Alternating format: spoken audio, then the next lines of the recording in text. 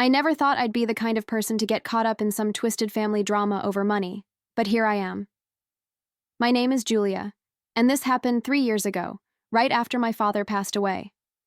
I was 34 at the time, living in a small apartment with my cat, working as a project manager for a mid-sized company. My relationship with my family had always been complicated.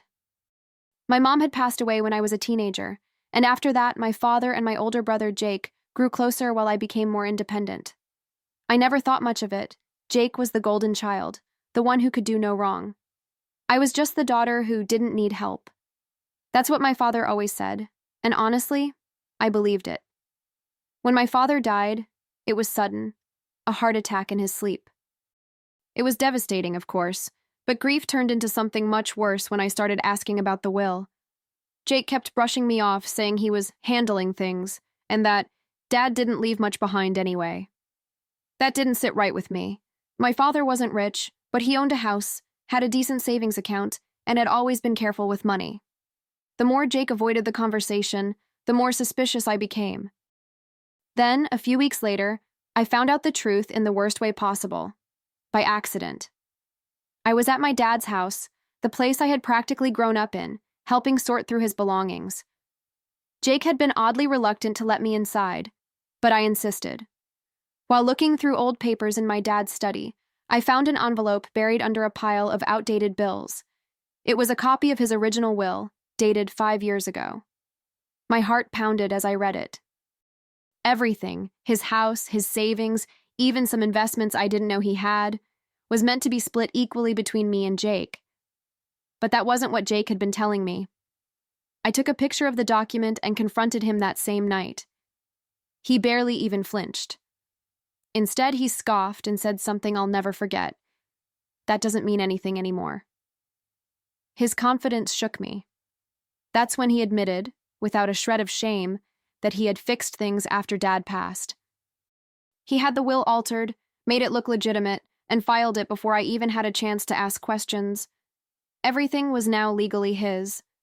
And since I hadn't been involved in the process early on, fighting it in court would be a nightmare. "You wouldn't win," he said with a smirk. "Not against me." I felt like the air had been sucked out of the room.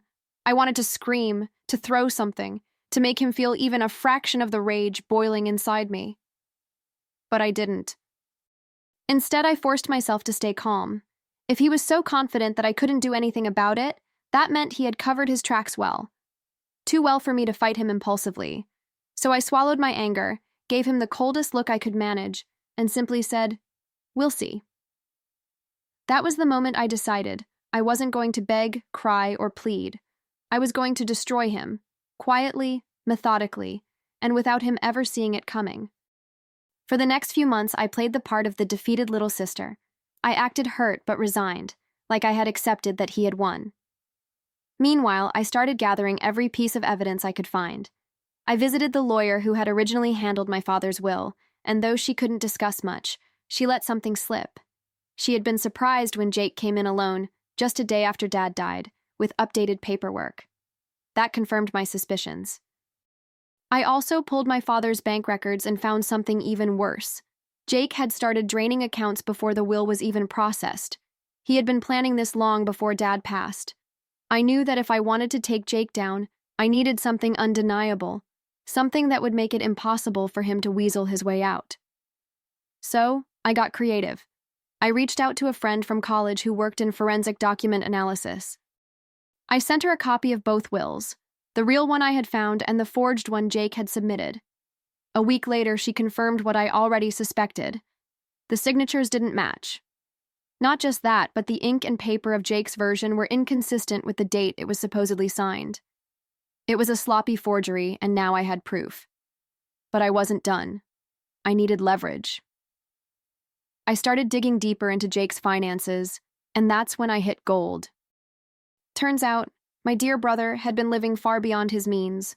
The house wasn't fully paid off, and he had racked up a mountain of debt trying to maintain an image of success. He had taken out shady loans, some with terrifyingly high interest rates. If he didn't have my father's assets, he'd be ruined. And that's when I saw my opening.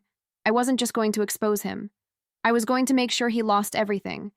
I spent weeks preparing, making sure every piece of evidence was airtight. Then, when I was ready, I struck. First, I anonymously tipped off the bank about irregular activity in my father's accounts. Since he had passed, no one should have been withdrawing money, but Jake had, and that was enough to trigger an internal review. Next, I sent copies of the forged will to the lawyer who had initially handled my father's estate, along with a very carefully worded email suggesting that she might want to take a closer look at the documents Jake had submitted. Lawyers hate being dragged into fraud cases, and I knew she wouldn't ignore something that could put her reputation at risk.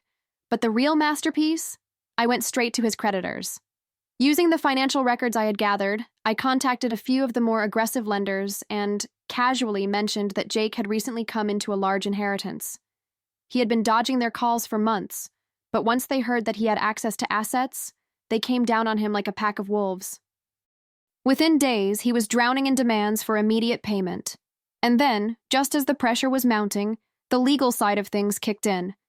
The bank froze the accounts, the lawyer filed an official complaint, and Jake's entire fraudulent empire started crumbling before his eyes. Jake didn't see it coming.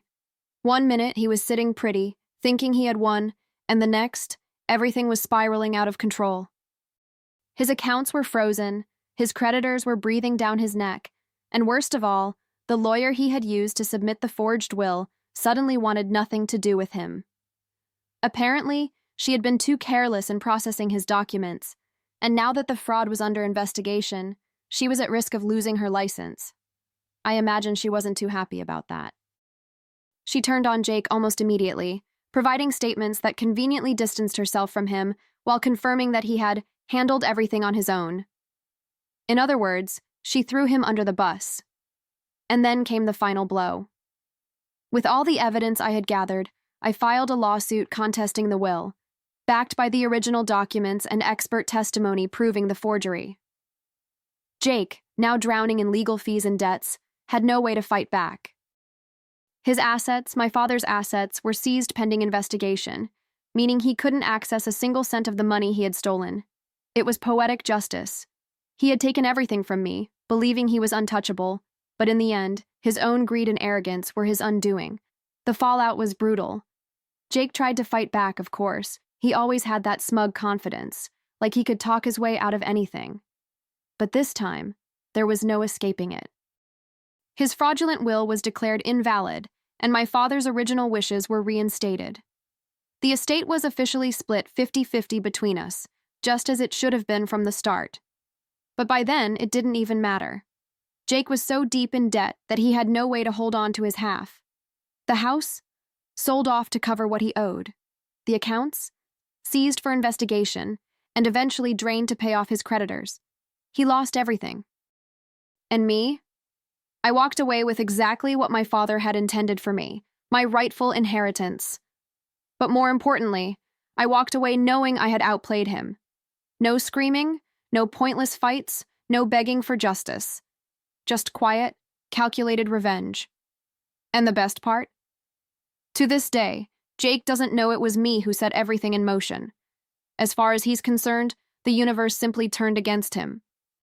The last time I saw him, he looked worn down, exhausted, like a man who had lost everything and had no one to blame but himself. I just smiled, wished him the best, and walked away. Because I had already won. After everything settled, I took my time deciding what to do with my half of the inheritance. I didn't want to rush into anything. I had fought too hard for this, and I wasn't going to waste it. I paid off my debts, moved into a nicer apartment, and even quit my job to start my own business. It was something I had always dreamed of, but never thought I could afford. Funny how life works. Meanwhile, Jake was still dealing with the mess he had created. He had to downsize, sell off his car, and from what I heard through the grapevine, he was struggling to find stable work. No one wants to hire someone who just got caught in a fraud case, even if he managed to avoid jail time. But the best part?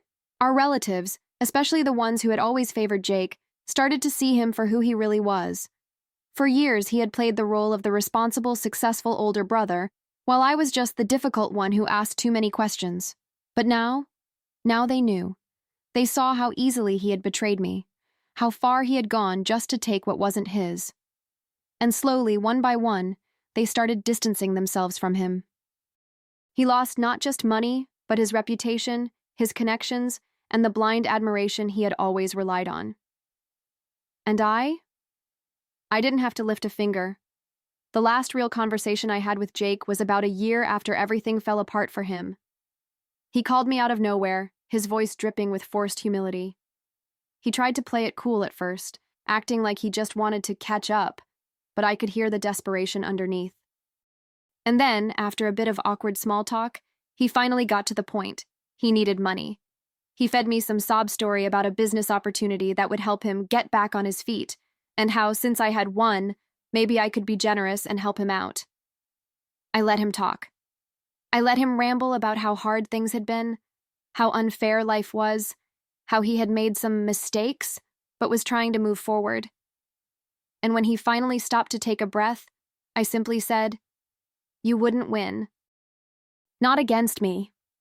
Then I hung up. That was the last time I ever heard his voice. No more begging calls, no more fake charm, no more lies. Just silence. And I have to admit, nothing in my life has ever felt as satisfying as that moment. Since then, I've moved on. I built a life for myself, one that wasn't weighed down by my family's expectations or by the bitterness of being overlooked. I traveled, made new friends, and for the first time, I felt free. Free from the need to prove myself to people who never really saw me. The house my father left behind, I sold it and used the money to buy a place of my own, one that didn't carry the ghosts of betrayal. Every choice I made after that was mine, and mine alone. As for Jake, last I heard, he was barely scraping by, bouncing from job to job, his name tainted by his own actions. No one trusts a man who would steal from his own sister, and certainly not one dumb enough to get caught. And honestly, I don't feel bad for him. He made his choices. He thought he was untouchable. He thought I would roll over and accept whatever crumbs he decided to throw my way. But he was wrong, because in the end, I didn't just take back what was mine, I made sure he could never steal from anyone again. And that, to me, is justice.